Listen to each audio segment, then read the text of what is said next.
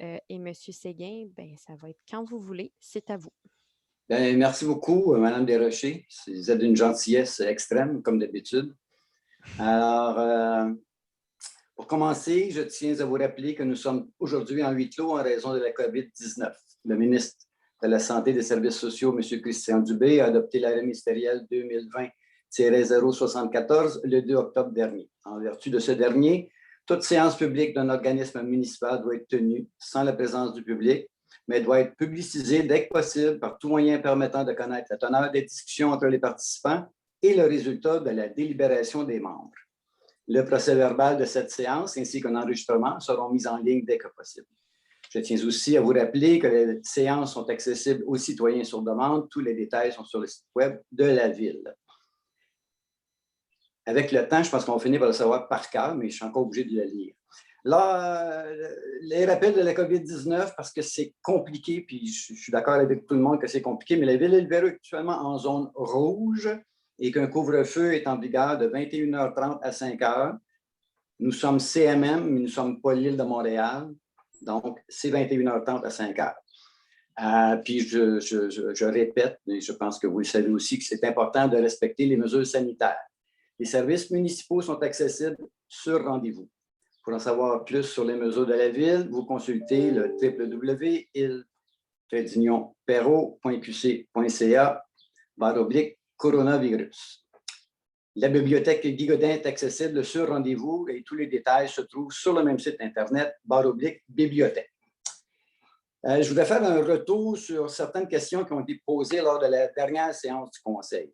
Alors, on m'a demandé, puis j'ai reçu encore la question cette semaine, mais je pense qu'on avait répondu à la dernière rencontre, à savoir, est-ce que les réparations des murs fixes et des murs de séparation des salles de l'île 1 et 2 ont été faites et où ont été commencées. Alors, tous les murs rideaux des salles du centre communautaire ont été vérifiés et manipulés par un contremaître de la division travaux publics au début du mois de février.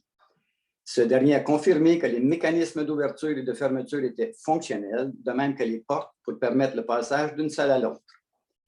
Certains revêtements de surface de ces murs rideaux étaient altérés et des travaux de peinture ont été réalisés pour corriger le tout. D'autres réparations mineures seront réalisées dans les prochaines semaines. Vérification et la mise à niveau, si requis, de tous les équipements de plomberie dans les salles de toilette, de même que le remplacement de certaines plaintes chauffantes qui avaient été endommagées. On avait parlé de la possibilité d'avoir des bacs de compost plus gros que ceux que nous avons actuellement. Alors, on a vérifié, la grosseur des bacs de compost est déterminée en fonction du contrat qui a été établi en 2018 pour la collecte des résidus alimentaires. Donc, ce contrat, qui est un contrat de la MRC, si ma mémoire ne me joue pas de taux, mais dont on a le droit de demander des plus gros, ce contrat-là va jusqu'en 2023. Donc, il faut continuer d'utiliser les bacs que nous avons actuellement. Quand viendra le temps de refaire le nouveau contrat, on va évaluer si ça vaut la peine d'aller chercher les plus gros bacs. Il faut aussi se souvenir qu'on a quand même pas mal de résidences qui sont des multilogements, donc peut-être que les plus gros bacs sont moins bons, mais pour l'instant, on est pris avec ceux-là. Et on est content, finalement, on est content quand ils débordent, ça veut dire que vous les utilisez comme il faut. Puis si vous en avez trop, peut-être que le voisin en a un peu moins, on en met dans le sien. Je ne sais pas si ça se fait, ça. Hein? Ça se fait au niveau du... Dans le quartier chez nous, je peux vous dire que ça se fait au niveau du recyclage. Là. Les citoyens viennent nous voir, je peux t'en mettre dans ton bac qui n'est pas plein de tien. Alors voilà. On avait parlé du compost. Est-ce que la Ville va distribuer du compost cette année? En effet, on va distribuer du compost cette année. Ça va être le 24 avril. Dans le cadre des Journées de la Terre. Je sais que nos voisins aussi, je crois, le font la même journée. Il va y avoir les détails de la chose, comment ça va se procéder. Ça va être sur la page Facebook de la Ville, mais ça va être aussi sur le site de la Ville, /compost. Et cette année, en plus, il va y avoir du pays qui va être distribué. Collecte de sang pour notre conseillère, si elle est en grande forme, pour pouvoir donner du sang encore. On a une autre collecte de sang le 20 avril prochain au centre communautaire. Si, évidemment, on ne peut pas juste se présenter, il faut prendre rendez-vous. Donc, le téléphone est le 1-800-343-7264. Et je présume que Mme Desrochers, ce sera aussi sur le site Internet pour que les gens puissent avoir l'information. Ça y est déjà. Ça y est déjà, j'aurais dû le voir, c'est ce que vous me dites, c'est parfait. Les camps de jour, ça avait été une question. Donc, oui, il a été annoncé dernièrement que les camps de jour estivales vont être de retour cet été. Et encore là, pour ce qui est des inscriptions et des détails, vous les trouverez sur le site Internet de la Ville, /camp. C-A-M-P, pas Q-A-N-D. D'accord. C'est l'été qui arrive, là. Faut essayer faut détendre un peu la pandémie pour qu'on puisse être un petit peu plus relax, là. En parlant d'être un peu plus relax, crue printanière. Alors, la situation est actuellement très encourageante. Je vous dis que tous les matins, 9 h, nous avons une réunion avec les gens de la CMM parce que nous faisons partie de la CMM pour ce qui est de la crue printanière. Et c'est maintenant Montréal qui dirige les opérations de ce côté-là. Écoutez, ça va tellement bien cette année qu'il y a plusieurs cancellations qui nous arrivent. Donc, on a eu une rencontre lundi. Mardi, mercredi, c'était vu que la crue n'est pas importante, ça va bien. On a une autre rencontre vendredi matin. Entre-temps, on a reçu une communication parce qu'on fait partie des Grands Lacs et du fleuve Saint-Laurent et même les gens du lac Ontario. Le lac Ontario est plus bas de 3,5 pouces. Ça ne semble pas beaucoup. 3,5 pouces, la grandeur du lac, c'est énorme. Donc, les gens, on a regardé même au niveau de Pointe-Claire, au niveau du fleuve Saint-Laurent, le fleuve est plus bas. Donc, pour cette année, je ne voudrais pas dire qu'il n'y aura pas d'inondation, mais ça semble plus positif que 2019 et je ne pense pas qu'on ait une surprise comme il y avait eu en 2017. Collecte des résidus verts, ça va débuter le 3 mai prochain. Là, les gens, on a tous fait un peu de ménage sur nos terrains. Donc, encore cette année, on ne prend que les sacs de papier qui sont acceptés. Les sacs de plastique ne le sont pas. Par contre, si vous avez des boîtes ou des contenants en plastique assez gros pour mettre les feuilles dedans, les gens les vident dans le camion et vous pouvez récupérer vos contenants. Encore cette année, il y a quand même un budget de pavage. Là, on arrive à la 3e année. Vous faites-moi un petit signe de tête, Mme Forget, si je suis dans la bonne affaire du plan de 3 ans du pavage, là. Ou si c'est ça, bon, parfait. J'aime ça, avoir une approbation. Donc, cette année, on met 350 000 $ à peu près qui va être investi dans le pavage de nos rues. Les rues que nous avons ciblées suite au plan qui avait été préétabli, la 22e avenue entre la 4e rue et la 7e rue et entre Perrault et la 4e rue. La 6e avenue entre la 4e rue et la 7e avenue. La 2e avenue avec un sourire de M. Deslauriers entre Sagala et Perrault. Et encore un sourire de M. Deslauriers, alors la 3e avenue entre Sagala et Perrault. La 2e et 3e rue, qui sont des petites rues entre les avenues, et la 22e avenue entre Perrault et la 4e rue. On nous a approché à savoir pour la rampe de descente de bateau à la pointe de Brucy. Alors, bon, comme habituellement, là, la rampe va être ouverte du 1er mai au 15 octobre.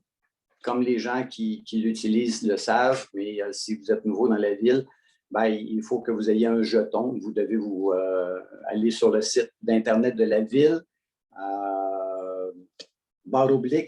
/DB pour descendre de bateau, je présume. Alors, vous pouvez avoir les informations là pour savoir comment vous procurez votre jeton.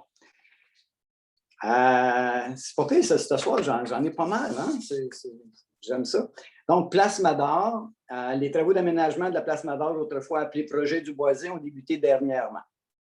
Toutes les autorisations gouvernementales ont été obtenues, incluant notamment le certificat d'autorisation pour les milieux humides et la déclaration de conformité pour le réseau d'aqueduc qui est délivré par le ministère de l'Environnement et de la lutte contre les changements climatiques.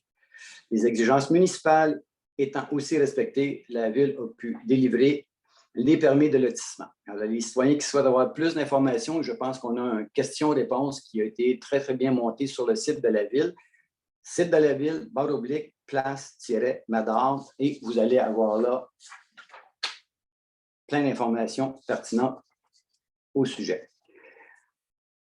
J'ai un mot sur le projet Azur. Alors, comme plusieurs d'entre vous le savez, nous avons débuté en février dernier un processus, en fait un premier processus pour ce qui est de Ville de l'Ipéro, puis je pense que c'est un premier processus pour l'île et même pour Vaudreuil-Soulanges, de la façon dont on l'a fait, de participation publique qui concernait le redéveloppement du terrain où était situé l'ancien restaurant Le Vieux Kitzbühel.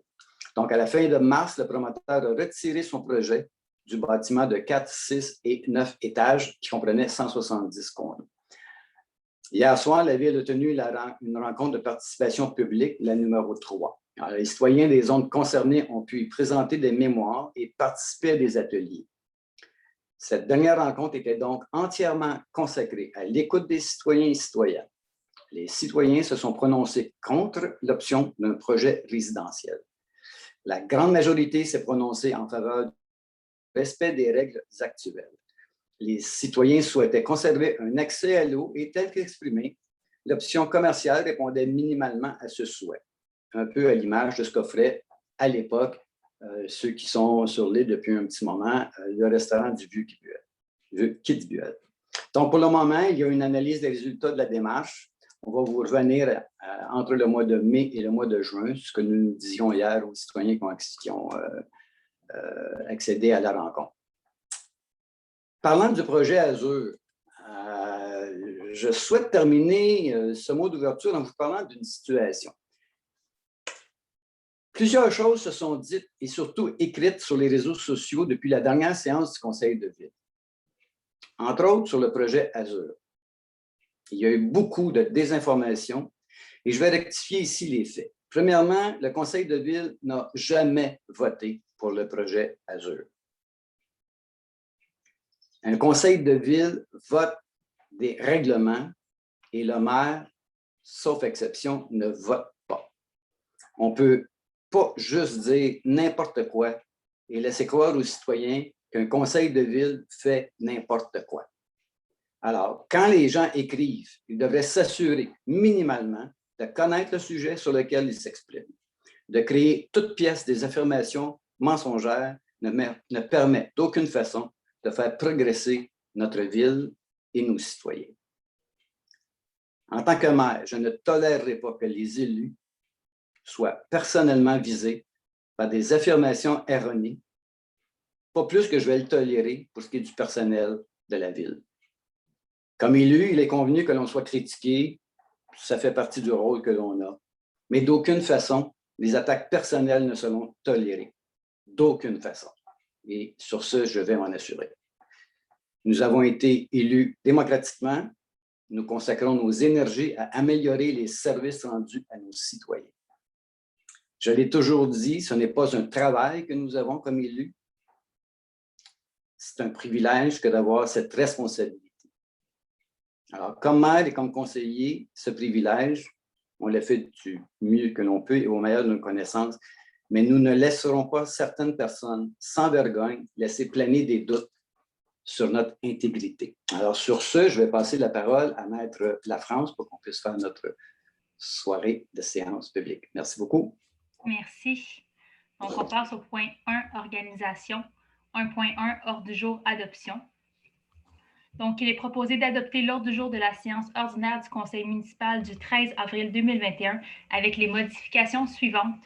Donc, au point 3.1, on retire les mots « et approbation ».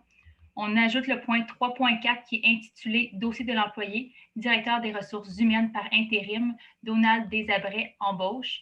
Et on ajoute le point 7.2 qui est intitulé « Règlement numéro 713, stationnement RMH 330-2021, adoption ». Est-ce que j'ai un proposeur?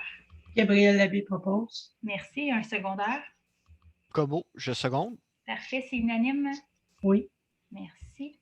Ensuite, 1.2, procès-verbal. Séance ordinaire tenue le mardi 9 mars 2021 à 19h30. Approbation. Donc, il est proposé d'approuver le procès-verbal de la séance ordinaire du Conseil municipal tenue le 9 mars 2021 à 19h30. Est-ce que j'ai un proposeur? Gabriel Labbé propose. Merci. Un secondaire? Tim Como, je seconde. C'est unanime? Oui. Parfait. 1.3, procès-verbal, séance extraordinaire tenue le mardi 30 mars 2021 à 19h15. Donc, il est proposé d'approuver le procès-verbal de la séance extraordinaire du conseil municipal tenue le mardi 30 mars 2021 à 19h15. Est-ce que j'ai un proposeur? Gabriel Labbé propose. Merci. Un secondeur? Kim Como, je seconde.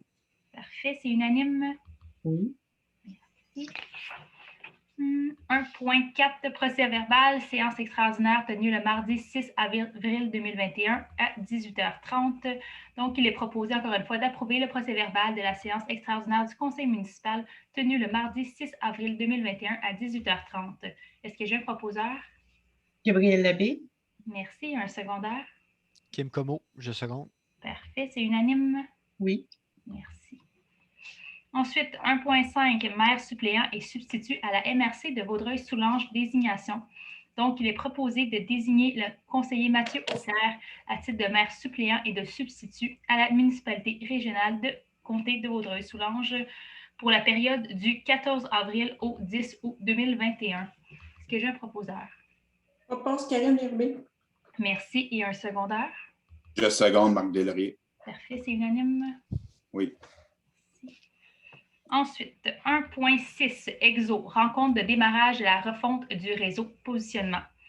Considérant la présentation par EXO et ses partenaires liés au transport collectif qui a eu lieu le 9 avril dernier, considérant l'importance du dossier et les impacts sur le transport actif, le transport par train, la venue prochaine du REM et les besoins de la population pour un service de transport adéquat, considérant l'étalement urbain et la croissance de la population dans l'ensemble des villes en périphérie de Montréal, qui inclut l'île Perrot, considérant que la table d'échange sur la mobilité dans le corridor de l'autoroute 20 entre l'île Perrot et Vaudreuil-Dorion, réunissant les acteurs directement concernés ainsi que le MTQ, a comme objectif notamment d'offrir un portrait des besoins en mobilité et de définir une vision commune pour la mobilité dans ce corridor.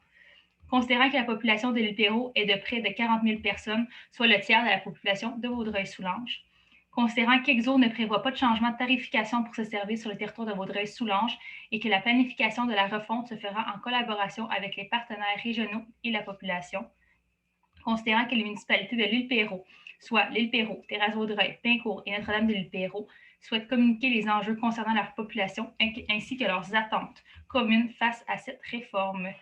En conséquence, il est donc proposé de demander à EXO de prendre en considération les enjeux suivants dans leur réflexion et de les inclure dans le plan d'action qui en découlera. Ainsi, la ville de l'île Perrot appuie la démarche d'EXO pour la planification de la refonte globale de son service, assure sa collaboration active quant au développement du projet dans l'intérêt de la population et de ses entreprises et organismes, soutient que le transport collectif sur l'île Perrot doit être une priorité et que les services doivent être offerts dans les plus brefs délais, aux heures de pointe et à l'extérieur des heures de pointe, ainsi que les fins de semaine. Réitère que le projet d'autoroute 20 demeure crucial et urgent afin que la vision du transport collectif soit maximale. Souhaite que la vision des services de transport collectif inclue les services de bus sur demande et le train s'il y a lieu. Convient qu'il est souhaitable d'éviter autant que possible la construction d'îlots de chaleur pour la création d'espaces de stationnement et privilégie un service de transport collectif performant et adéquat pour répondre aux besoins de la population et pour réduire l'impact environnemental ainsi que la pression journalière du trafic sur l'île Perrot, et invite la population, les entreprises et les organismes à se prononcer lors de la consultation publique à venir par EXO en 2021 qui aura lieu sur l'île Perrot. Est-ce que j'ai un proposeur? Nancy Pelletier, proposé. Merci. Un secondaire? Mathieu Auclair, secondé. Merci. C'est unanime. Maître Lafrance, si je peux prendre la parole. Il y aura ce soir, lors des séances publiques des 3 autres villes de l'île, cette même résolution-là qui a été faite de concert avec les autres conseils municipaux, les autres villes.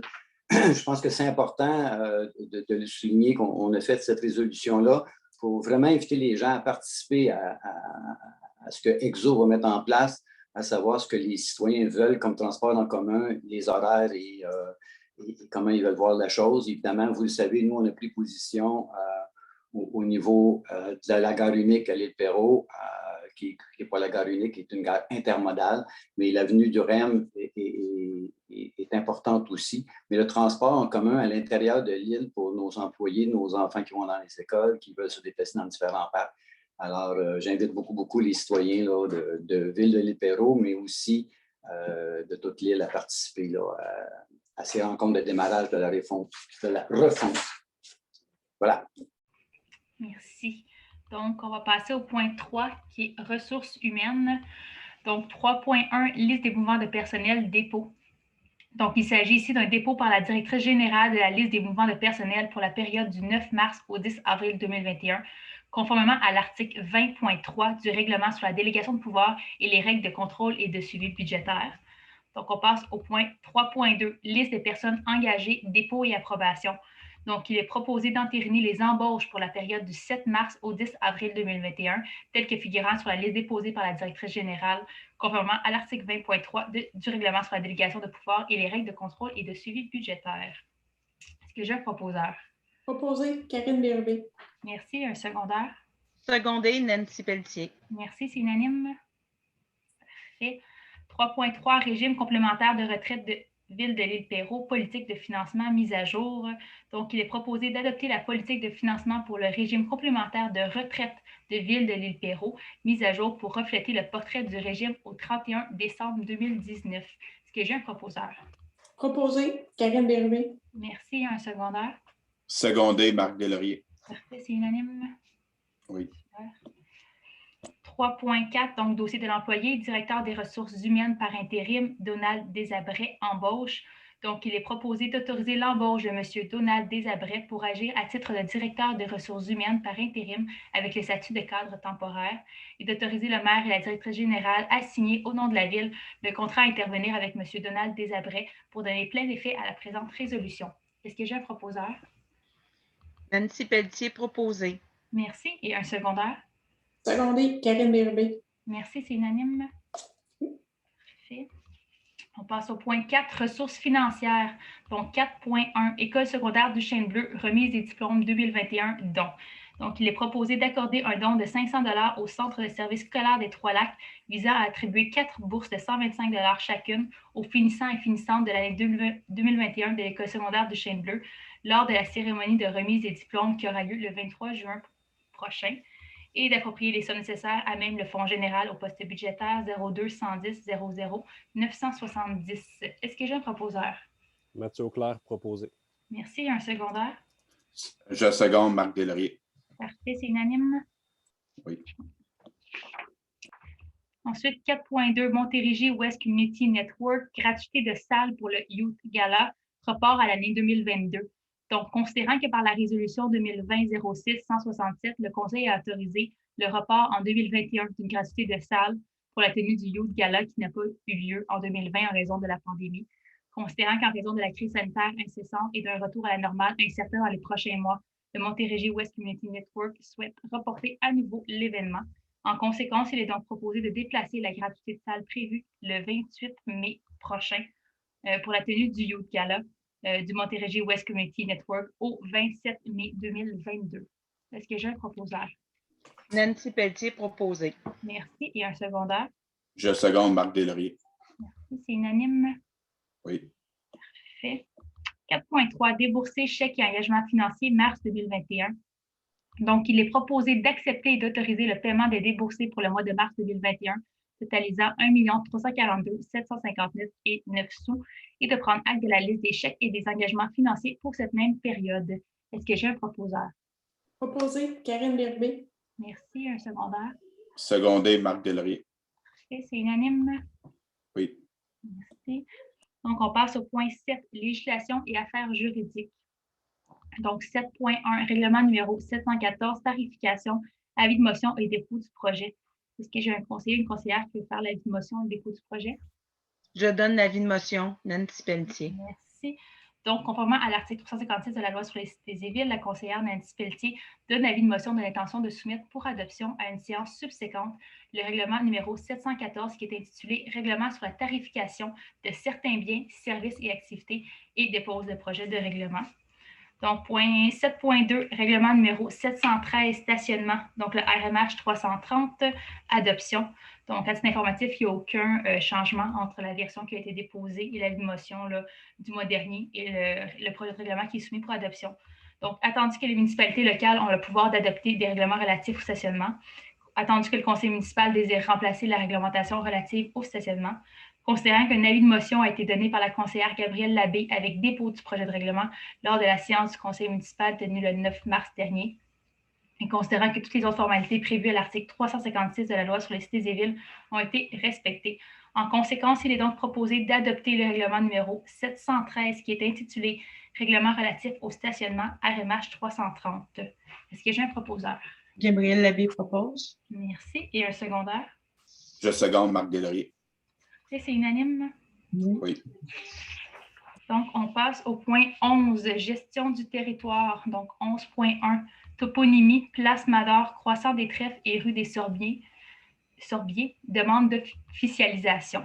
Donc, considérant que le comité de toponymie s'est penché sur le nom des rues du nouveau projet domiciliaire Place Mador, considérant que les noms choisis reflètent adéquatement la flore du milieu où sera aménagé le projet, en conséquence, il est proposé d'approuver l'odonyme croissant des Trèfles pour désigner la partie de rue formée des lots projetés 6 336 017, 6 335 928, 018, 020 et 929 et d'approuver l'odonyme rue des Sorbiers pour désigner la partie de rue formée du lot projeté 6 335 930 et de présenter une demande d'officialisation à la Commission de toponymie du Québec.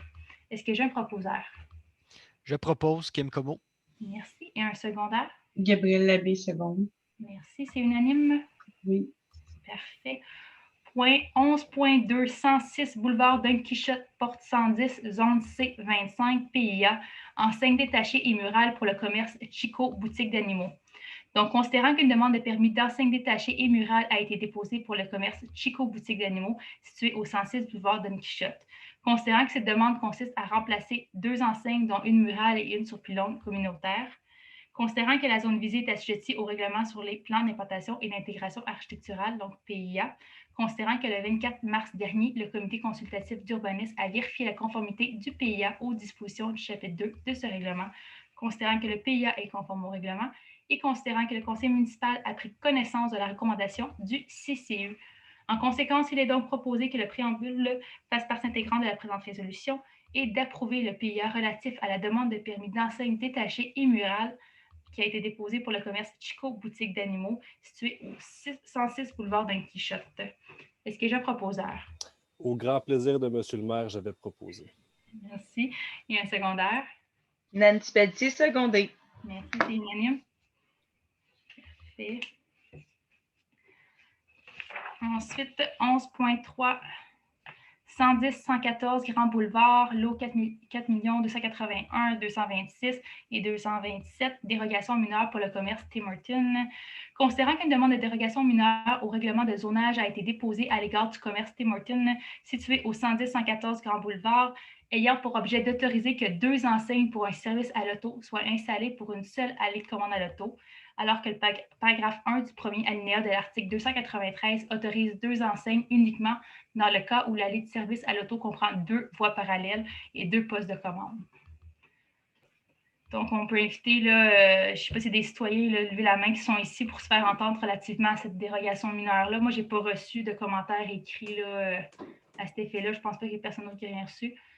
Je ne vois pas de main levée non plus. Donc, parfait, on va continuer. Donc, considérant que la demande a fait l'objet d'une étude par le comité consultatif d'urbanisme, le CCU, lors d'une réunion tenue le 24 mars dernier, considérant qu'un avis public a été publié le 26 mars 2021 conformément à la loi, considérant que les critères et les conditions prescrits au règlement sur les dérogations mineures sont respectés, considérant que le conseil municipal a pris connaissance de la recommandation du CCU et considérant que les personnes intéressées par la présente demande ont eu l'occasion de se faire entendre par les membres du conseil conformément à la loi et dans le respect de l'arrêté ministériel 2020-049 du 4 juillet 2020. En conséquence, il est donc proposé que le préambule fasse partie intégrante de la présente résolution et d'accorder la dérogation mineure au règlement de zonage demandé à l'égard du commerce Tim Hortons situé au 110-114 Grand Boulevard et ainsi permettre que 2 enseignes pour un service à l'auto soient installées pour une seule allée de commande à l'auto. Est-ce que j'ai un proposeur? Je propose Marc Deslauriers. Merci. Et un secondaire? Mathieu Auclair, seconde. Merci, c'est unanime. Parfait. Ensuite, 11.4, 130 rue Rangée, zone H14, PIA, agrandissement et rénovation extérieure d'un bâtiment résidentiel. Donc, considérant qu'une demande de permis d'agrandissement et de rénovation extérieure a été déposée pour l'habitation unifamiliale isolée située au 130 rue Rangé dans la zone H14, considérant que la zone visée est assujettie au règlement sur les plans d'implantation et d'intégration architecturale PIA, considérant que le 24 mars 2021, le comité consultatif d'urbanisme a vérifié la conformité du PIA aux dispositions du chapitre 2 de ce règlement applicable à la zone visée, considérant que l'objectif numéro 2 du règlement prévoit de favoriser l'harmonisation architecturale des bâtiments érigés dans la zone et que les critères 2, 3 et 4 suivants de cet objectif ne sont pas respectés, à savoir l'architecture du ou des bâtiments est sobre et s'adapte bien à sa fonction et au milieu environnant. Les composantes architecturales du ou des bâtiments, toits, corniches, balcons, ouvertures, éléments d'ornementation, etc., sont agencées de façon esthétique et harmonieuse et reflètent une certaine homogénéité.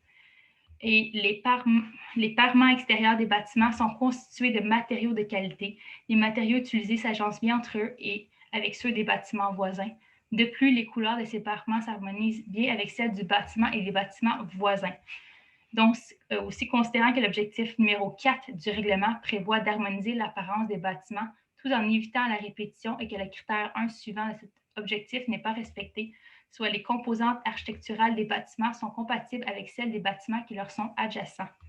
Considérant que le conseil municipal a pris connaissance de la recommandation du CCE, en conséquence, il est donc proposé de refuser le PIA relatif à la demande de permis d'agrandissement et de rénovation extérieure qui a été déposée pour l'habitation unifamiliale isolée située au 130 rue Rangé dans la zone H14. Est-ce que j'ai un proposeur? Mathieu Auclair, proposé. Et un secondaire? Marc Deslauriers, je seconde. Merci, c'est unanime. Parfait, donc c'est ce qui conclut pour moi. On passe à la période de questions.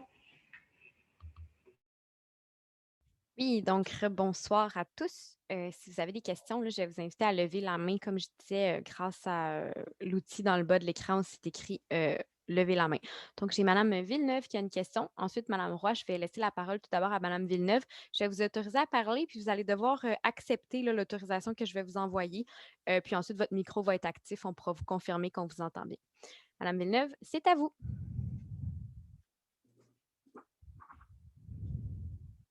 Voilà. Est-ce que vous m'entendez? Oui, absolument, on vous entend bien. Fantastique. Alors, André Villeneuve, du 920 boulevard Pérou-Nord à l'île Pérou. C'est simplement pour porter une attention particulière à une situation qui se passe à chaque année. Vous avez sur le boulevard Pérou-Nord des terrains qui sont naturellement protégés et vous avez aussi une traversée des tortues actuellement, dont certaines tortues qui sont en voie d'extinction, qui sont menacées. Les tortues de moustachées sont menacées et je suis en communication actuellement avec M. Bourgeois. Son nom, c'est Alexandre Philippe Bourgeois, qui est un biologiste en recherche et en conservation au Zoo Écomuséum. Et puis, on se demandait quelle était la situation et comment on pouvait aider la situation à ce que les tortues ne se fassent pas écraser à chaque année pendant la période de juin à juillet. Comme vous connaissez le boulevard Pérou-Nord, vous savez que la condition de la route n'est pas vraiment adéquate et excellente et les gens y vont excessivement vite. Vous aviez l'année passée, ce qu'on avait bien apprécié, c'est mettre une affiche qui était au milieu de la rue, qui était naturellement, on pouvait retirer pour pouvoir réduire la vitesse. On demanderait peut-être, on suggérait vraiment au conseil qui serait peut-être concerné à cet effet, c'est peut-être pas pour tout le monde, mais de pouvoir mettre des pancartes et de marquer « traverser pour les tortues »,« faites attention », réduire la vitesse et d'avoir davantage d'affiches ou de signalisation à cet effet et que les gens puissent ralentir aussi. Le fait que les gens vont très vite n'aide pas. Les travaux publics m'avaient expliqué que la rue est aussi, après toutes les réparations, les gens vont trop vite. Les gens des travaux publics nous l'ont confirmé aussi. Les gens vont jusqu'à 90 km dans cette rue-là, sinueuse, dangereuse, où les gens marchent beaucoup, où il y a plusieurs cyclistes aussi qui y vont. C'est un très beau quartier, c'est un bel endroit. Et puis, vous avez des espèces en voie de disparition qui sont menacées dans cette région-là. Alors, peut-être ce serait une bonne idée. Je pense qu'on a parlé à tous les voisins aussi, apprécieraient beaucoup d'avoir des affiches et demander aux gens de ralentir à tous les poteaux ou dans la région entre, je dirais, à partir du moment du 450 aller au boulevard Perrault jusqu'à les habitations là, qui s'y suivent près du train. Parce qu'il y a une période où il y a la ponte et les tortues traversent. L'année passée, il y a une tortue serpentine de 40 livres qui a été tuée. Et puis, malheureusement, on voit qu'il y avait un pare-choc aussi. Il peut y avoir des accidents graves, étant donné que la grosseur de la tortue. Les mouches tachées qui sont menacées sont beaucoup plus petites. Et ce serait dommage. 5 des tortues de l'espèce se fait tuer. En fait, ce sont des femelles qui traversent pour faire la ponte au lac des Deux-Montagnes. Alors que ce qui arrive, c'est qu'ils vont complètement disparaître. Ça va être l'extinction totale des tortues moustachées dans le secteur actuellement, si ça continue à se faire à chaque année. Seulement 5 des femelles se font tuer et l'extinction est faite. Alors, je ne sais pas si vous êtes concernés ou si vous avez, je pense que la plupart des gens qui vivent dans le quartier sont très concernés à cet effet aussi. Est-ce que vous auriez une ouverture d'esprit? Je sais que c'est dans votre quartier, Madame Pelletier, c'est ça? Oui. Conseillère? Oui. Oui, j'avais mon micro de fermé, désolée. Non, il n'y a pas de problème, vous avez un beau sourire. Alors, je sais que les voisins sont très concernés à cet effet aussi.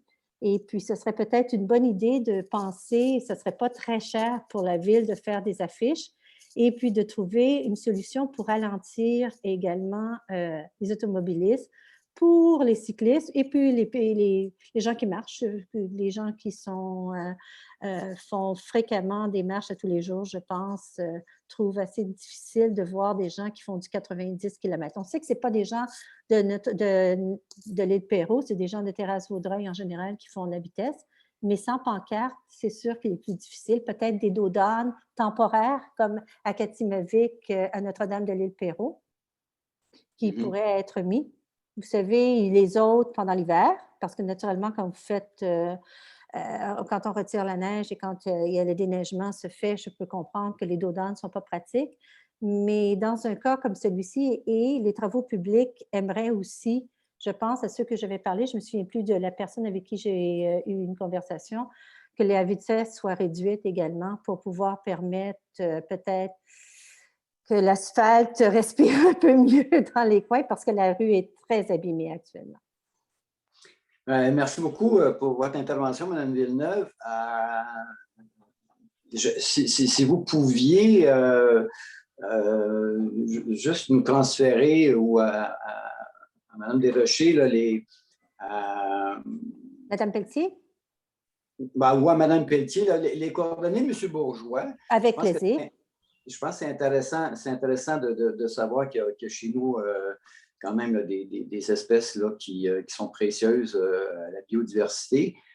Pour ce qui est de la piste de course entre Pincourt et l'autoroute 20, en passant par le boulevard Perrault, je vous dirais qu'on a fait une multitude d'essais puis pas juste nous, je pense que le conseil précédent aussi là, pour faire en sorte, parce que les gens, évidemment, partent de Terrasse-Vaudreuil, prennent le boulevard Perrault pour se rendre à l'autoroute 20, donc ils viennent de couper deux lumières, youpi, ils ont gagné 30 secondes. Mais même durant le jour, là, moi, je fais une tournée assez régulière là, dans ce coin-là et dans le jour, là, essayer de rouler à 40-50 km, c'est un peu compliqué. Effectivement, il y a beaucoup de gens qui utilisent le boulevard Perrault pour prendre une marche. On est quand même dans un boisé, c'est quand même intéressant comme espace là, pour pouvoir aller se promener. J'aime bien l'idée de la signalisation, là, en mauvais français, tortue crossing, là, je trouve ça intéressant. Là. Il y a peut-être quelque chose à faire là, puis en même temps, là, de faire en sorte qu'on pourrait faire en sorte que les gens soient plus conscients là, de ce qu'il y a. Donc, si on fait passage de tortue, puis on demande aux gens de réduire la vitesse, je ne sais pas s'ils vont avoir l'esprit assez rapide pour comprendre qu'on veut qu'ils ralentissent, parce qu'une tortue, en principe, ça va lentement, donc on va essayer. Mais écoutez, oui, ça va être discuté. On va regarder aussi au niveau du comité de circulation, là, parce que il y a eu ça à un moment donné, même sur le boulevard Perrault, dans Grand'Anse à Notre-Dame, où ça circule assez rapidement l'été. Surtout, on avait installé, il y avait eu des dos d'âne, d'installer des dos d'âne temporaires. Et je vous dis, si vous les prenez à plus de 40 km/h, votre voiture va subir des dommages. Maintenant, cette rue-là, si ma mémoire est bonne, elle est à 50 km. Là, je ne sais pas s'il y a quelqu'un qui peut m'éclairer là-dessus. Je pense que la route est à 50, pendant que toutes nos rues à Ville-de-l'Île-Perrot, sauf les artères, sont à 30 km. Mais je vous dirais que si on mettait un 30 km là, ça ferait juste qu'au lieu de dépasser de 20 km, il dépasserait de 40 km parce que les gens, on dirait que ça prend absolument un odomètre qui n'est pas dans ta voiture pour savoir à quelle vitesse tu roules aujourd'hui. Ils devraient mettre ça dans chaque voiture, quelque chose qui t'indique la vitesse que tu roules. Parce que le seul temps où les gens réalisent leur vitesse, c'est quand c'est marqué sur la rue avec une lumière qui s'allume qui dit que tu vas trop vite. Mais bref, écoutez, j'aime bien votre intervention. J'ai vu Mme Forget prendre des notes aussi et on va faire quelque chose là-dessus. C'est ça, la signalisation peut être en deux volets. Un pour la vitesse, ça serait bien que ça soit réduit, effectivement, et pour les tortues, mais c'est une période seulement courte. Mais ce n'est pas juste pour les tortues aussi, c'est pour les gens qui vivent dans le coin, qui marchent, et puis les cyclistes et le tout aussi, étant donné que il n'y aura pas de pavage dans les années à venir, je pense, sur le boulevard Perrault-Nord. Alors, il faut absolument essayer de conserver la rue dans les meilleures conditions possibles pour tous les gens, les habitants qui y vivent. C'est certain que ce serait idéal que vous puissiez communiquer avec Thérèse Vaudreuil et puis avoir, vu que c'est la grosse majorité, ça vient de chez eux, enfin, parce qu'ici, le boulevard Perrault-Nord est très petit, on a peu d'habitants, c'est certain. Ce n'est pas la même chose que l'île Perrault, là, on s'entend que c'est un cas un peu spécial, mais j'apprécie d'avoir, puis je vais vous faire parvenir. À qui dois-je faire parvenir? À Mme Pelletier ou à qui? Oui, vous pouvez me l'envoyer, Mme Villeneuve, puis moi, je vais le communiquer aux ressources là, de la ville. Et si un jour vous voulez faire, vous avez déjà parlé de lever la rue à cet endroit-là, je pense.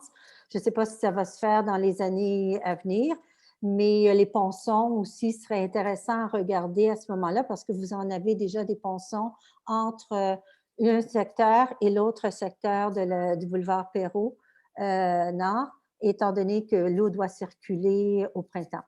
Alors, peut-être faire des ponçons adéquats en pensant aux tortues qui pourraient traverser à ce moment-là sous la rue et non pas sur la rue. Alors, merci infiniment. Merci à vous. Ça et je vous souhaite bonne chance à tous. Très bien. Et merci. Mme Pelletier, en personne. Merci. Bonne fin de soirée. Et vous aussi. Au revoir.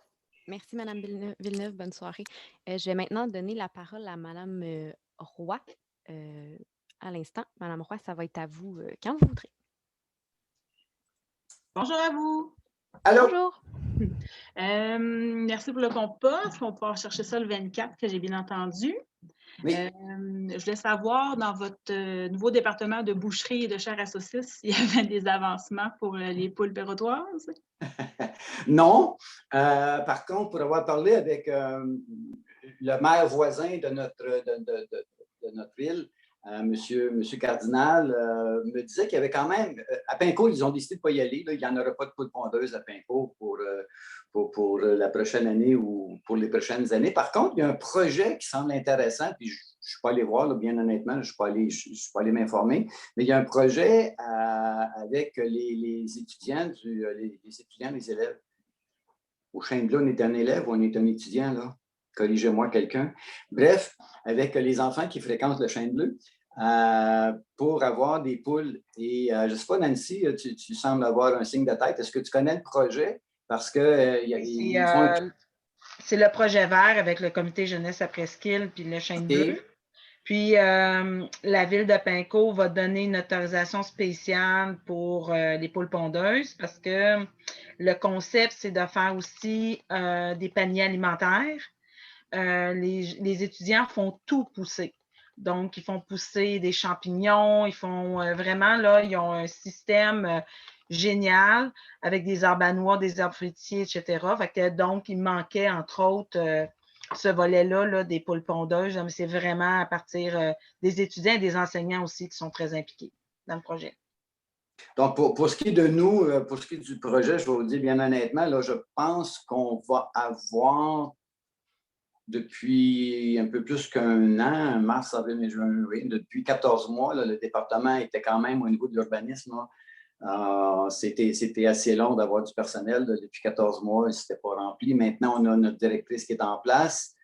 On a un inspecteur qui est à l'extérieur pour un an. Là. Il y a un travail ailleurs, mais on a un inspecteur qui est là en remplacement. On a une personne qui a remplacé notre réceptionniste. Je pense que ça s'appelle-tu réceptionniste, là, mais bon, la personne qui est à la réception.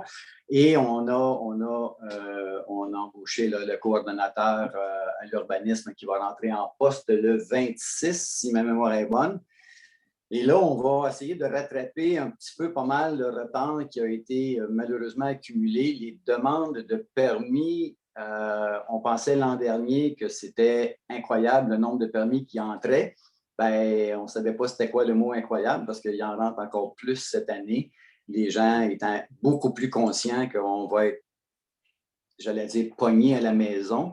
Oui, c'est pas sympathique de le dire comme ça, mais ça demeure ça. Les gens vont être à la maison temps plein. Donc, quand on est rendu là, que dans les pépiniéristes manquent de semences pour faire pousser des plants de tomates, il y a beaucoup de permis qui nous sont demandés. On va avoir le temps de faire notre rattrapage, mais il n'y aura pas de règlement de poules pondeuses cette année. Je ne l'ai pas dit fort pour pas que ça blesse personne, mais malheureusement, ça ne sera pas cette année. Ça reste le même résultat.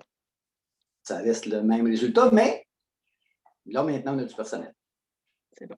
J'ai remarqué depuis plusieurs mois, dans le fond, que ce n'est pas affiché sur le tableau, ni sur le site Internet ou de la Ville, quand il y a des séances de conseil public comme ça qu'on puisse s'inscrire. Ça fait au moins depuis le retour des fêtes là, que quand on regarde, ce n'est pas dans l'horaire. On parle un peu de tout, mais pas de séances publiques. Il faut qu'on ait un peu fouillé sur le site Internet pour le savoir qu'il y a une séance, puis comment faire aussi. Ce serait peut-être, dans le fond, que ce soit peut-être plus facile pour les gens, le processus à faire. Ce n'est pas très difficile, mais il faut quand même savoir. Oui, tout à fait. Puis je pense que Mme Desrochers est à l'écoute actuellement, là, au niveau des communications. Fait que c'est une belle suggestion. Je n'avais même pas remarqué parce que même moi, je ne sors plus de chez nous à peu près. Là. Alors, je le disais plus tôt aujourd'hui, je suis passé à l'Hôtel de Ville en coup de vent, que dans mon bureau à l'Hôtel de Ville, je regardais la date du calendrier puis je me disais, ça ne se peut pas, ce n'est pas la bonne date. Mais le calendrier qui est affiché dans mon bureau à l'Hôtel de Ville, c'est le calendrier de l'an passé, c'est le mois de décembre qui est encore là. Je n'ai même pas accroché le calendrier de 2021 parce qu'on travaille beaucoup de la maison et je vais à peu près plus au bureau, sauf les samedis ou les dimanches, comme ça qu'on est sûr qu'on ne va pas croiser des gens. Mais je pense que Mme Desrochers et Mme Forget ont pris bonne note de la chose, effectivement. Parfait. Pendant les consultations qu'il y avait sur le site Internet pour le projet Azur, quand il y avait des gens qui parlaient aussi d'accès à l'eau, les choses comme ça, il a été mentionné dans le fond qu'il y aurait avec le bord de l'eau versus garage municipal ou pas loin de l'usine d'eau, qui aurait accès à l'eau de cette façon-là? Oui, ben en fait, on achète des billets de loterie et si on gagne le gros lot, non, je plaisante, mais écoutez, idéalement, ce qu'on aimerait beaucoup faire, et on en parle depuis 3 ans et je ne sais pas combien de mois maintenant, on aimerait beaucoup redonner cet espace-là aux citoyens. Je pense que la Pointe de Brucy, c'est le plus bel espace pour être sur le bord de l'eau dans notre ville. Les travaux publics pourraient être réaménagés ailleurs. C'est sûr que nos usines vont demeurer là parce qu'on ne va pas déménager l'usine d'épuration, l'usine d'eau non plus. Je m'en allais vous demander, dans le fond, ce serait relocalisé où? On n'a pas de réponse, en fait, mais on peut être imaginatif. Et il y a deux, trois scénarios, mais on ne veut pas s'avancer non plus. Là. Tout à coup, on dit le scénario, ce serait, je ne sais pas, au 95, la rue des Bouleaux. Finalement, ma maison prendrait pas mal plus de valeur parce que quand il y aurait le temps de négocier le terrain, il faudrait regarder. Les terrains qui sont à la ville, il faut voir aussi. Mais vous savez, puis ce n'est pas une cachette pour personne. J'ai dans ma besace depuis le jour, bien avant de penser d'être en politique, de faire unir une ville. Alors, dans cet esprit-là, si on regarde un projet qui peut être fait dans 1, 2, 5, 7 ans, 10 ans, il faut aussi regarder à long terme. Je pense que c'est c'est une prémisse nécessaire d'un conseil de ville de regarder plus à long terme. Mais la Pointe de Brucy, il y a eu, sous le conseil précédent, pas mal d'investissements qui étaient faits là.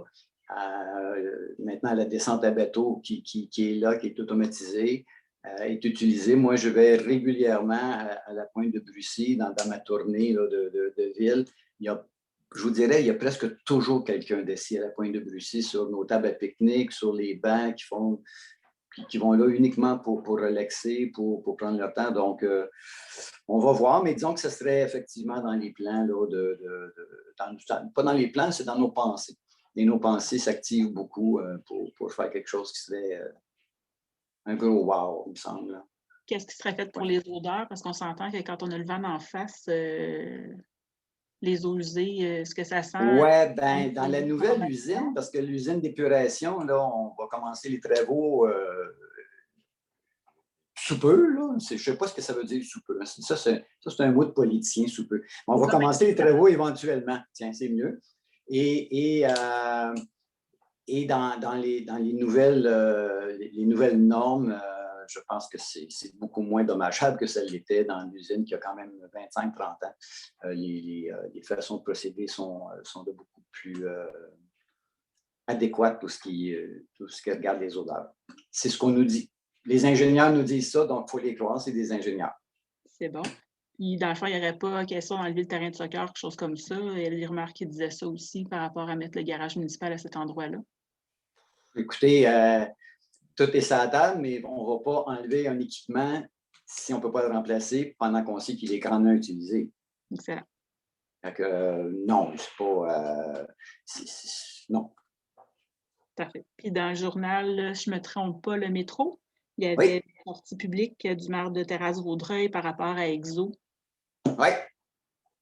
Bien, écoutez, quand Exo nous demande de prendre position comme conseil de ville pour savoir si on est favorable à un projet d'une gare intermodale sur l'île Perrot, une gare intermodale sécuritaire, je ne comprends pas, puis je vous le dis, je l'ai dit dans mon intro tantôt, là, moi en 2001, j'ai travaillé pour qu'il y ait ce que j'appelais à l'époque une gare unique sur l'île Perrot.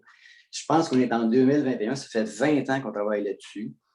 Pour une fois, on est l'espace où on veut investir. Écoutez, la gare intermodale, on va recevoir un investissement entre 25 et 35 millions.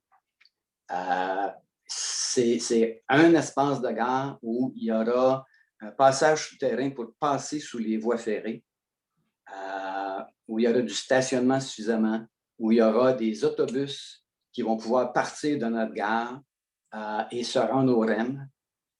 Il y a beaucoup, beaucoup de travail là-dedans. Par contre, je ne peux pas, comme maire, puis le conseil ne peut pas, comme conseil de ville, laisser passer l'opportunité d'avoir de la sécurité pour nos citoyens, pour tous les citoyens de l'île, mais au-delà des citoyens de l'île, pour tous les citoyens de Vaudreuil-Soulanges, parce qu'on parle d'une gare intermodale. Donc, si vous êtes à Pointe-des-Cascades, si vous êtes à Dorion, si vous êtes à Les Cèdres, si vous êtes à Saint-Zotique, bien, vous allez peut-être vous rabattre sur la gare de l'île Perrot, prendre un bus pour aller au REM ou prendre carrément le train.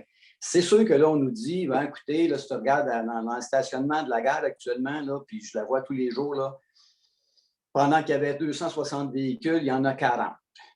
On est en pandémie, mais la pandémie, je pense que dans les livres d'histoire, dans 25 ans, on va en parler comme d'un phénomène comme on parle de la grippe espagnole actuellement. Donc, il va y avoir un retour au centre-ville. Il va y avoir des gens qui vont continuer à se déplacer. Et si on ne saute pas sur l'occasion de dire haut et fort qu'on veut une gare intermodale sécuritaire, fonctionnelle et avec des autobus qui s'y rabattent. Et c'est pour ça qu'il faut participer comme citoyen à l'exercice que Exo va faire sur la refonte des routes d'autobus. Puis là, ben, plus on va avoir d'autobus efficaces, ben, moins on va aller prendre nos véhicules automobiles. Parce que si je prends l'autobus et que je me rends à la gare en 15 minutes, puis que je prends mon véhicule et que je me rends à la gare en 14 minutes, ben, je vais prendre le bus, là, puis ça va être ça, puis je vais pouvoir me déplacer. C'est un ensemble, c'est pas juste c'est pas juste des jeunes gars, puis non, c'est un ensemble. Il faut qu'on ait du transport actif qui soit facile et qu'on puisse, à ce moment-là, transporter les gens. Puis vous savez, là, les gens nous disent, ouais, mais là, l'autobus va être pris pour t'amener de la gare intermodale à Sainte-Anne-de-Bellevue. Mais pourquoi il n'y aurait pas... Pourquoi de votre même billet va vous donner la possibilité d'embarquer dans le train à l'île Perrot, puis peut-être vous allez vous rabattre jusqu'à Dorval, puis il y aura peut-être là un transport qui va vous prendre de Dorval, qui va vous amener au REM. Pas nécessairement vous amener au REM à partir de Sainte-Anne-de-Bellevue. Fait que, il y a eu un mot hier qui s'est dit, le « think out of the box ». Là. Ben, je pense qu'on est là, mais notre gare, elle est importante. Puis voilà. Mais je pense que je m'emballe quand je parle de la gare, un peu comme quand je m'emballe puis quand je parle de l'autoroute 20, parce que les deux sont interreliés. Parce que quand je regarde le dossier, quand on parle avec les gens de la RTM, les gens d'Exo, puis que je leur ramène l'autoroute 20, puis ils me disent « Ouais, mais c'est sûr que si on fait la gare, ils la prennent en considération, l'autoroute 20, parce qu'on veut des routes dédiées. » Là. Fait que l'autoroute 20, je ne suis pas demain qu'on va la voir, mais j'espère, puis je ne veux pas mourir demain non plus, mais j'espère être vivant quand on va la voir. Puis je pense qu'elle est un petit peu plus proche qu'elle l'était il y a 20 ans, puis peut-être un petit peu plus proche qu'elle l'était il y a même 5 ans. On y arrive tranquillement. Ça, c'est une question sur la gare. Hein? Oui, c'est par rapport avec Exo. Mais des fois, je m'égare comme ça, mais c'est correct. Exo, est-ce qu'ils ont pris vraiment en considération le REM ou c'est encore des plans qui étaient comme avant que ce soit aussi avancé? Ou vraiment... Non. Avec la gare intermodale, le REM est pris en considération. Tout à fait. Mais je vous le dis, ce que Exo prend et la RTM prend, c'est une vision de 15 à 50 ans. Ce n'est pas une vision à court terme. Et le REM, vous savez, dans 20 ans, là, il ne passera pas à Vaudreuil. Il va passer sur l'île Perrot. Mais ça, vous pourrez dire à vos petits-enfants que « Ah ouais, la mère Séguin m'avait dit ça. » Mais c'est de ce côté-ci qui s'en vient le REM par la suite. C'est bon. Et fin de l'éditorial. Est-ce que ça fait le tour de vos questions, Mme Roy? Oui, c'est principalement ça. Juste un peu de pour les poules, mais non. Bon, merci pour Merci, votre bonne journée. participation. Merci à vous. Merci. Bonne soirée. Donc, j'ai M. Hull maintenant qui a une question. M. Hull, je vais vous autoriser à parler, puis ça va être à vous. Bonsoir, mesdames, messieurs. Bonsoir. Bonsoir. Moi, au début, tu avais parlé de la salle, des salles de l'île, les réparations, les inspections, mais je n'ai pas entendu le mot moisissure. Moisissure que moi j'ai vu et moisissure que moi j'ai pris en photo, que j'ai envoyé à votre directeur des loisirs. Est-ce qu'il n'y a pas de moisissure ou quoi? Ben, c'est parce que vous me demandez un rapport d'inspection ou vous me demandez si les portes fonctionnent. Hein? Je vous ai demandé si les portes fonctionnaient, parce que les portes, moi, ça fait 18 ans que je suis dans ces deux salles-là et les portes ne se ferment pas. Oui, ils rouvrent, ils se déploient, ils se connectent mal un entre l'autre. Donc, quand un enfant s'accote sur le mur, ben, la porte ou le mur lui-même se sépare parce que les connexions entre les panneaux se maintiennent pas. Et la porte, souvent même, on ne peut même pas fermer la porte une fois que tous les panneaux sont déployés parce que justement, chaque panneau, vu qu'ils ne se connectent pas bien ensemble, la porte ne se ferme pas bien. Donc ça, c'est un problème. Le deuxième, c'est qu'ils frottent par terre. Quelque chose qui ne frottait pas au début, là, que vous regardez, et dans le milieu, là, d'après moi, c'est peut-être soit le plafond qui baisse ou c'est le sol qui lève, mais dans le milieu, quand tu rouvres les panneaux, ils frottent par terre. Donc, ça, c'est un deuxième problème. Le troisième, c'était la moisissure, comme je vous ai mentionné, des mois antérieurs, comme quoi qu'il y avait de la moisissure sur au moins 2 panneaux. C'est pas 3 panneaux. J'avais des photos, j'avais envoyé à M. Stéphane. Que ça, c'était la moisissure. Même votre concierge avait barricadé les portes, avait mis des gros choses danger après les portes pour pas que personne rentre en cause de la moisissure. Mais c'est des choses que j'aurais voulu savoir si c'était réglé. Moisissure, on peut peinturer par-dessus, mais ça va... Non, mais écoutez, attendez. Je pense qu'on vous a dit il y a quelques mois là, qu'il y avait un rapport d'inspection pour tout le bâtiment qui se faisait. Alors, il va y avoir un rapport qui va être fait. Si les gens trouvent de la moisissure, ils vont nous la déclarer. Je pense que oui, là. Il y a eu, quand j'ai parlé avec le directeur du service, M. de la Chevretière, il a fait faire une inspection et des ingénieurs qui sont là-dessus. On me dit, pour ce qui est des portes, ce que j'ai lu tantôt, les mécanismes d'ouverture et de fermeture sont fonctionnels, de même que les portes qui permettent le passage d'une salle à l'autre. Maintenant, je trouve ça intéressant que vous vous inquiétiez beaucoup pour la moisissure et l'usage des portes, mais je pense qu'on a du personnel en place et des ingénieurs et des professionnels qui vont s'organiser pour s'assurer que la journée où il y aura des gens qui vont rentrer dans le centre communautaire, il va être dans une situation où il va pouvoir faire en sorte que la même chose que pour le quai de gare dont je parlais tantôt, il va être sécuritaire et va assurer que les gens qui vont être dans ces locaux-là n'auront pas de problèmes de santé suite à des moisissures qui ont peut-être été là ou qui ont été là ou que vous avez vues, mais ça aura été corrigé. OK, Alors, bien, pour la moisissure, oui, c'est sûr qu'elle était là. Vous aviez même une de vos filles, des conseillères, d'un conseiller en particulier qui était assis juste à côté, et je lui ai dit de se tasser parce que justement, elle avait de la moisissure, puis elle-même, elle avait pointé. Je ne sais pas si le soir, elle en a parlé à son père, mais c'est un fait réel. J'avais pris des photos que je ne sais pas où sont rendues. Là. Je peux peut-être même vous les envoyer sur Facebook si vous voulez. Là. non, ce n'est pas nécessaire, le Facebook, c'est correct. On a donné sur le Facebook, là. Mais écoutez, le bâtiment... Je peux aller vous voir. Moi, je n'ai aucun problème de mettre un masque de procédure et aller vous montrer le fonctionnement des portes. S'ils n'ont rien fait aux portes, les portes ne sont pas fonctionnelles. Ils ont juste inspecté, ils n'ont rien vu. Ben, écoutez, là, je me fie à la compétence des gens qu'on engage, je me fie à la compétence des gens qui sont en place chez nous. Je l'ai dit dans mon mot d'introduction que je vais défendre bec et ongle les gens qui travaillent pour la ville et qui sont compétents. Ça, il n'est pas question qu'on remette leurs compétences en place. Mais quand on engage des gens pour faire de l'inspection de bâtiments, ben, surtout si vous avez déjà donné les photos, ben, on a encore un élément de plus en main. Mais là, je ne comprends pas votre argument à savoir vous êtes devenu le gérant du bâtiment ou quoi? Là?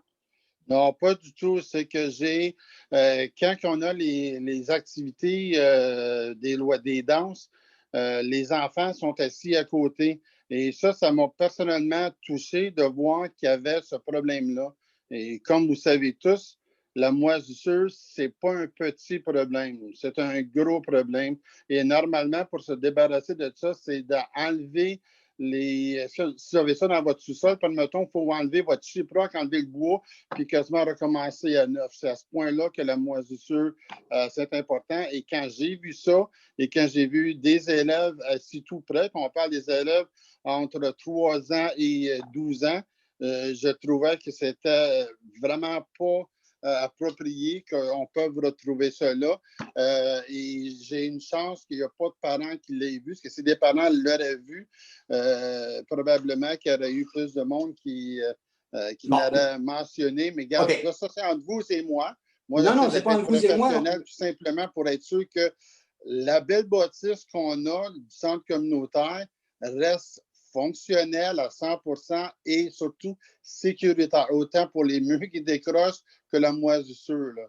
Bon, ben, écoutez, vous et moi, on pense pareil. Mais là, vous êtes en monologue. Là. Écoutez, la question, là, c'est de savoir si on va enlever la moisissure ou pas. Ma réponse, c'est quand le bâtiment va réouvrir, il va être sécuritaire, propre et fonctionnel. Parfait. Ce qui veut dire que s'il y a de la moisissure, ben, on va enlever la moisissure, on va refaire les murs, on va refaire la peinture. Ça va peut-être prendre plus de temps, mais évidemment, s'il n'y a pas eu d'entretien qui a été fait sur un bâtiment pendant X temps, ou si on n'a pas pris le temps de regarder ce qui a été fait, ben, ça va peut-être être un peu plus long et un petit peu plus cher, mais on va le faire. Quand le bâtiment va réouvrir, il va être sécuritaire à tout point de vue. Parfait, c'est ça que je voulais entendre dire. C'est ça que je voulais entendre dire que M. le maire dit... Ça fait 2-3 fois que je vous le dis, M. Wood. Oui, mais c'était pas mot pour mot. Moi, vous avez dit exactement les mots que je voulais entendre. Comme ça, je vais pouvoir l'affirmer. que Ben, le je suis content de vous faire le 13 plaisir. mars 2021 le dit que quand les portes rouvrent, ça va être 100% sécuritaire, sans moisissure et sans danger. Donc, si jamais il y a quelque chose, ben là, on va pouvoir toujours se rapporter à la journée d'aujourd'hui. Ben, vous pourrez je me fie sur vous. Je me Vous fie pourrez sur vous, M. frapper sur Seguin. le bobo. Vous pourrez frapper sur le bobo si jamais c'est pas fait comme il faut. Puis si jamais c'est pas fait comme il faut, ben, je vais aller vous aider à chicaner ceux qui n'ont pas fait une bonne job. Mais entre-temps, je crois que les gens qui vont faire les travaux vont les faire d'une façon qui vont avec les règles de l'art. Je me fie sur vous, M. Seguin. J'aime ça beaucoup. Merci. J'avais un autre point que je dois savoir. Je ne suis pas tout à fait compris. Tantôt, il y a un projet que vous voulez faire concernant la tarification des loisirs. Je n'ai pas tout à fait compris. C'est à quoi ça? Madame Forget, pouvez-vous donner, c'est le projet de la réglementation. Est-ce que vous parlez du règlement de tarification? Oui. Le règlement de tarification, dans le fond, c'est de revoir la tarification pour certains biens, mais entre autres sur les camps de jour. Il y avait une correction, une modification au niveau de la tarification des camps de jour. Donc, il y a eu une augmentation de 5 par rapport à la tarification des camps de jour sur une tarification qui, ça faisait quelques années qui n'avait pas été modifiée jusqu'à maintenant. OK. Est-ce que ça s'applique pour tous pas les résidents, mais les locataires de salles qui font des choses à but non lucratif pour la ville, comme la danse? On parle juste des camps de jour, là. C'est moi, OK, c'est ça, mais vous parlez juste du camp de jour, là. Oui. Comme pour l'école de danse de l'île Perrot, les autres organismes qui utilisent des salles. Dans les faits, pour l'instant, on est toujours dans l'étude de la politique de reconnaissance des organismes. Donc, tant aussi longtemps que ce processus-là n'est pas terminé, dans le fond, il n'y a pas nécessairement de décision là, ou de position qui a été prise relativement à la reconnaissance des organismes et aussi à la contribution de la Ville relativement aux organismes reconnus. Ah, OK. C'est bon, merci. J'ai un dernier point. Vous dites que le promoteur de Azur a retiré son projet. Est-ce que ça, c'est le projet tel qu'on le connaît avec le 4, 7 et 9 étages ou c'est carrément qui arrête et c'est un autre promoteur d'autres genres de construction qui va avoir lieu là? Bien, je vais vous inviter à aller écouter la soirée d'hier soir qui va être en ligne bientôt. Le projet original du 4, 6, 9 étages a été retiré officiellement, mais le promoteur est toujours le même promoteur, c'est-à-dire que c'est le propriétaire du terrain et comme propriétaire du terrain, ben, il va regarder, là, on va émettre, la Ville va émettre suite aux 3 rencontres citoyennes qu'on a eues. Il y a un rapport qui va être remis, puis à partir de là, ben, il y a des choses qui vont se faire. Le terrain actuellement, il est zoné commercial.